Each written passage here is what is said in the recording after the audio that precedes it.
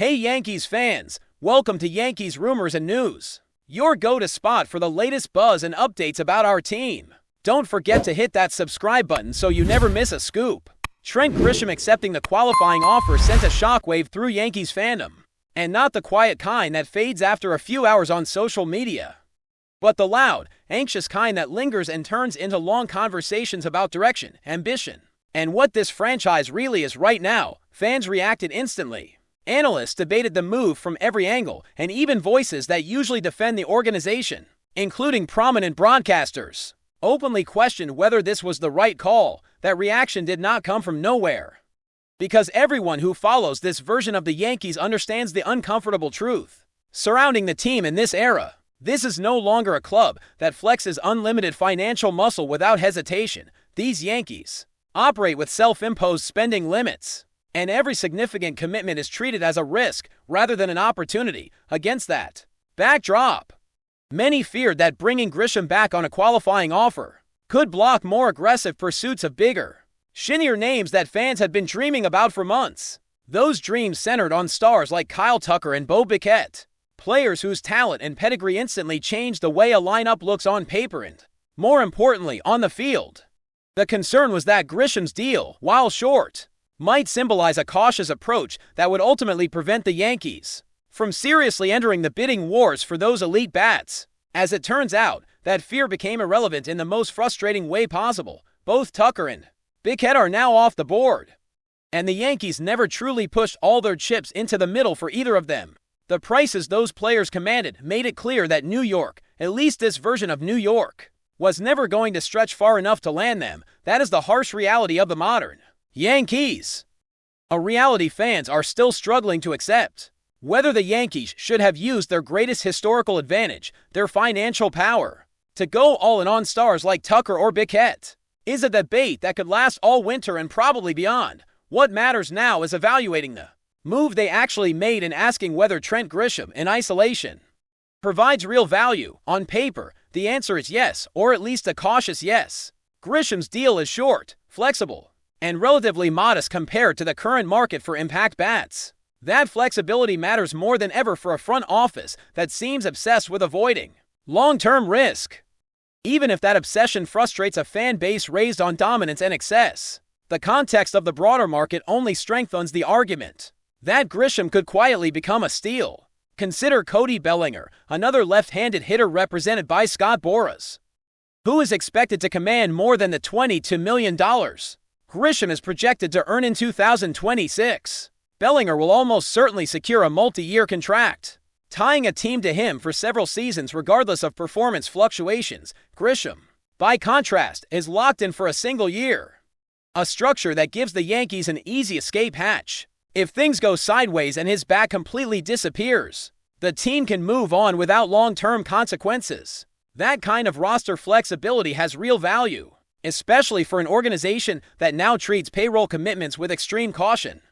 No one is arguing that Grisham is a better pure hitter than Bichette or Tucker. That conversation does not exist in any serious baseball circle, unless something goes drastically wrong with those stars. However, baseball value is not determined solely by comparing peak talent in a vacuum. It is about production relative to cost.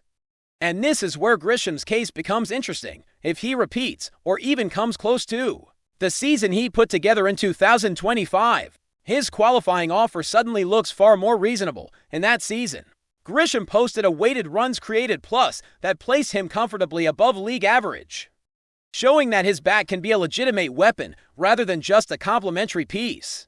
Kyle Tucker and Bo Bichette, meanwhile, secured massive deals that reflect both their talent and the premium teams are willing to pay for. Star-level production. Tucker earned an average annual value north of $57 million through the end of the decade, with opt-outs that give him additional leverage. Bichette landed a 3-year deal with an average annual value of $42 million, along with the flexibility to opt out after the first season. Those numbers are staggering, and they set a bar that only the elite can justify. Grisham will never be expected to match that level of offensive impact, but he does not have to. He simply needs to provide solid, above-average production to massively outperform his contract. Statistically, the gap between these players is not as wide as the contracts might suggest, at least in a single-season snapshot, Grisham's weighted runs created plus in 2025 was only a few points shy of Bickette's mark. A surprising fact that underscores how productive Grisham was at the plate. If Grisham can hit more than 20 home runs, maintain a weighted runs created plus comfortably above 120, and deliver between 2 and 3 wins above replacement, that contract becomes an outright bargain in today's market. In an environment where average players are being paid like stars, getting that level of production at a relatively modest cost is exactly how smart teams stay competitive. Kyle Tucker remains in a different tier entirely, arguably one of the 10 best bats in the entire league, even while dealing with injuries. He still managed to be significantly better than league average, an accomplishment that speaks volumes about his talent in a lineup like the Dodgers, which seems designed to maximize every hitter's strengths. It is easy to imagine Tucker pushing his offensive numbers even higher. Still, baseball seasons are not played on paper, and value is always contextual. If Grisham repeats his strong performance and Tucker merely meets expectations, rather than exceeding them, the gap in production will not justify the enormous gap in salary for that particular year. All of this analysis, however, circles back to the uncomfortable truth about the Yankees themselves. The ideal outcome would never have been Grisham alone.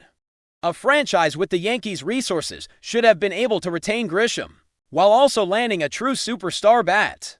A team genuinely committed to maximizing its championship window would have fought harder for at least one of those marquee names, even if it meant stretching beyond its comfort zone. Instead, the Yankees once again chose restraint. A decision that might make sense on a balance sheet but feels hollow to fans, who remember a different standard viewed through the eyes of ownership, particularly Hal Steinbrenner. Grisham represents safety. He is a known quantity on a short-term deal that does not jeopardize future financial flexibility. From that perspective, it is easy to understand why this move happened. There is a massive tax bill looming, and caution rules the day. Yet baseball is not played in spreadsheets alone, and the emotional disconnect between the front office's approach and the fan base's expectations grows wider with every conservative decision. Someday, the Yankees may once again be owned by someone willing to embrace the role of the sport's ultimate villain, a figure unafraid to spend aggressively in pursuit of greatness. They may never have the backing of a massive investment group like Guggenheim, but many fans would happily settle for an owner who treats star players as necessities rather than luxuries. Until that day comes, the Yankees will continue to search for value in places like Trent Grisham. And if he delivers another strong season, he may not erase the frustration of what could have been, but he could at least prove that, in this strange new era, even cautious moves can sometimes pay off. If you're enjoying the updates, drop a like and let us know in the comments your thoughts on this rumor. The baseball world is buzzing in a way that feels different, heavier, almost electric, because what just leaked is not being treated like a simple rumor, but like a whisper that escaped a locked room.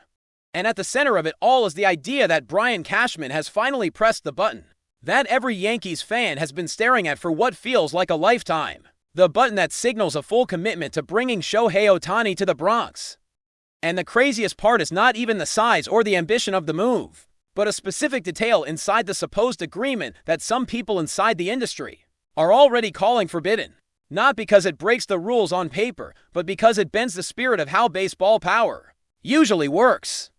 According to what is circulating behind the scenes, this was not a rushed decision or a reaction to noise, but a calculated moment where Cashman allegedly realized that waiting any longer would mean losing control of the narrative. And once that realization hit, the front office tone changed immediately. Phones got quieter, conversations got shorter, and suddenly people around the league started to sense that something massive was being constructed without public leaks, which in itself is rare for an organization that lives under constant spotlight like the Yankees. What makes this story grow legs is the idea that the Yankees did not just offer money, prestige, or legacy, because those are things they always have on the table, but instead structured a proposal that treats Ohtani less like a traditional superstar and more like a franchise within the franchise, someone whose presence reshapes the ecosystem of the team on and off the field. And the forbidden detail everyone is whispering about revolves around control, flexibility, and a level of personalization that most clubs would never dare to formalize.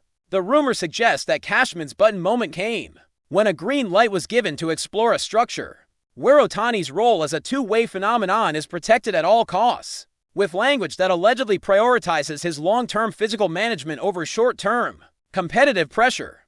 Something that challenges the old-school expectation that stars simply play through anything for the logo. And this is where traditionalists start to get uncomfortable, because it implies a star having influence over usage in a way that feels almost untouchable. Insiders who claim to have heard fragments of the proposal say the Yankees were willing to get extremely creative, not just in how money flows, but in how time, workload, and even marketing obligations are shaped around Ohtani, allowing him to maximize global impact without the constant grind that usually comes with being the face of a franchise like New York. And that level of accommodation is what some executives privately label as dangerous precedent.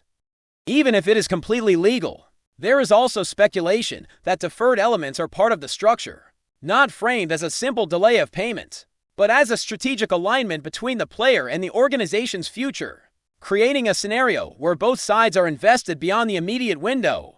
And while deferments are not new, the scale and intention behind this one are rumored to be so sophisticated that it effectively changes how luxury and risk are perceived internally. What truly fuels the forbidden narrative is the belief that Ohtani would have a unique voice in decisions related to his dual role, including rest cycles and recovery windows. Something that in most clubhouses would be unthinkable, but here is allegedly presented as a mutual trust agreement rather than a power grab, and CASHMAN, known for valuing stability and process, supposedly signed off on it because the upside was simply too historic to ignore. Round the league, reactions range from disbelief to quiet admiration, because if this is real, it signals that the Yankees are willing to evolve their identity, not abandoning tradition, but adapting it to a modern superstar who does not fit into old molds. And that evolution might be the most shocking part of the entire league. More than money, more than hype, more than headlines, fans are split between excitement and anxiety.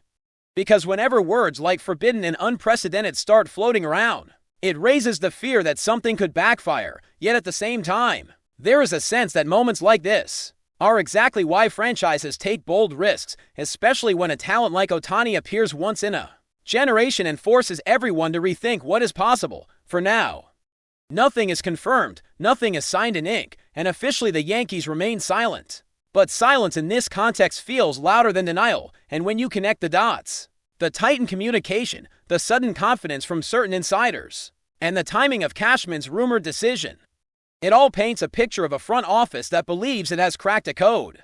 Others were too cautious to attempt. If this leak holds even a fraction of truth, the Yankees are not just chasing a superstar.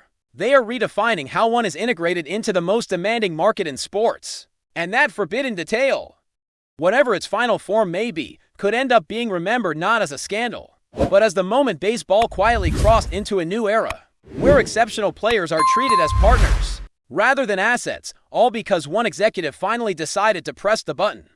Thanks for tuning in. Make sure to subscribe and hit the notification bell so you stay up to date with every Yankees rumor and news. See you in the next video.